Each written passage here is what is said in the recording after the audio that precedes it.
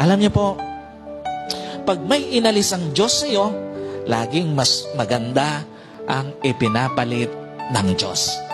Maniwala ka, pag may inalis sa iyo ang Diyos, laging mas maganda ang ipinapalit ng Diyos. Pag may inalis ang Diyos sa iyo, laging kakumpletuhan mo ang ipapalit ng Diyos. At pag may inalis ang Diyos sa iyo, laging deserve mo ang ipapalit ng Diyos. At pag nagpalit na ang Diyos, ito na yung for life, mamahalin ka.